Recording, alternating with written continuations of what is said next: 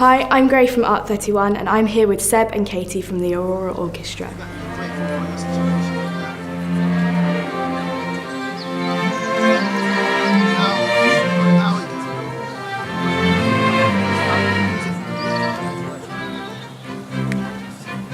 So, why does the orchestra play from memory? I think it started off just as a kind of, is it possible? We were just curious to see, can it be done? Because other art forms do stuff from memory, so why not an orchestra? So, and then we realised, yeah, it's possible, and actually it's electric, you know, the actual energy on stage, and I think the audience feel that energy. So it's just a whole new experience. It takes a lot of preparation, and it's exhausting, it's draining to do it, but there is nothing that comes close. I don't think a normal concert comes close to that level of adrenaline that you get. Yeah, and it has also some kind of organic way of apprehending also the music, both for the musicians, firstly, for sure, but also for the audience, because we don't have the stands in front of us also, so we can actually directly communicate to each other something like this music we're playing, and that's true that also that's a lot of preparation in advance, that we have to prepare a lot, and the thing is that there's a huge commitment and it's kind of a survivor mode also, which kind of brings something really special.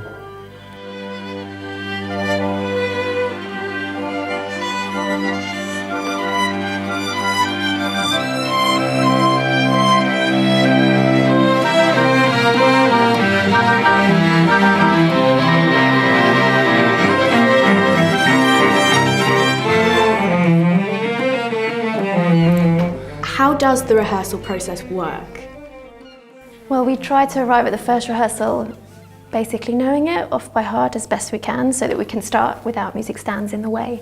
We'll usually try just running it through, see how we do, and then we'll work on little bits. But it's a different format, because normally in a rehearsal you could say, oh, let's go from bar 110, but obviously we're not using the music, so we're not going to think of bar numbers. So you have to really know the piece a lot better in terms of how it sounds and what you're relying on, and other people's tunes that you're relying on to help know what you need to do next. So you have an idea of the structure and how it goes. And the conductor, Nick, he uses a piano so he can play stuff and say, going from here, da da da da, and he'll play it. And that's kind of how we do it. It's more interactive, actually. You have to be totally switched on, very present the whole time. So it's a different feeling to normal rehearsals. Yeah, exactly. I don't have anything else to say.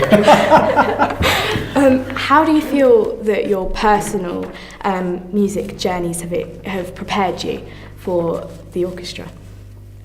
That's a good question, actually, because you don't aim especially for the orchestra in the first place, I guess. Well, few people does. You know, it can happen. Like you start an instrument because you want to be in an orchestra. Like, for instance, double bass players, for sure, like brass instruments also.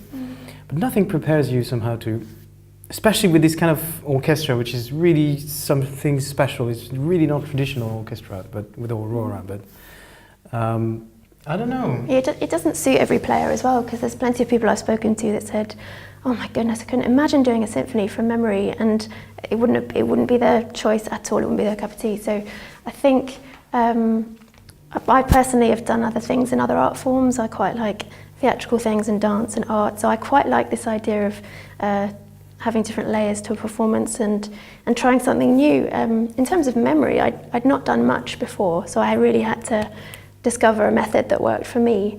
And luckily it's come together. But we love it. It's like a weird drug. No, it's like we want to play everything from memory, right? Yeah. Even if it's a lot of work now. Yeah, but it's great to know you can do it. So even if you think you can't, I thought I couldn't before we started. Such a freedom also when you can actually liberate yourself from the score and just play in a field. Play in a field also, like we just did. You know. Like really. Also to communicate to each other, also like musicians. It's not only the conductor. Also, it's everyone is involved.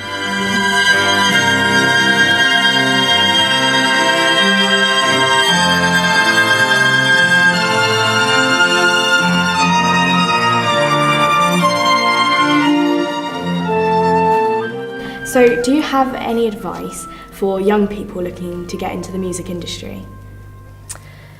I think stay busy.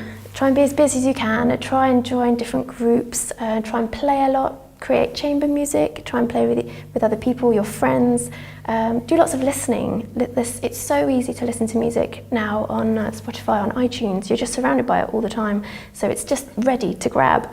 And same with concerts. Go to concerts in London, wherever's local to you. Just get busy and get to know what's out there and listen to it. Yeah. What about people who hasn't started yet? I would say just try, please, because it's the best thing in the world. It's an amazing way also to communicate what's the deepest emotions and everything. And it can actually bring you so many things, like also like culturally also, but also about emotion level and intellectual level, and also like socially also, because you have to play with other people, which is just the biggest experience ever, like to share music together, which is amazing thing. Yeah. It takes a lot of work as well, so a lot of practice, a lot of dedication. Yeah. But if you love it, I mean, just think about your goal, think about your end result, and you'll get there. Exactly, So. and in the beginning also could be quite difficult because it hurts maybe the fingers or I don't know, but then it becomes something you need also, because you can express everything you want, basically. It's your voice, isn't it? Exactly. Yeah. Second voice.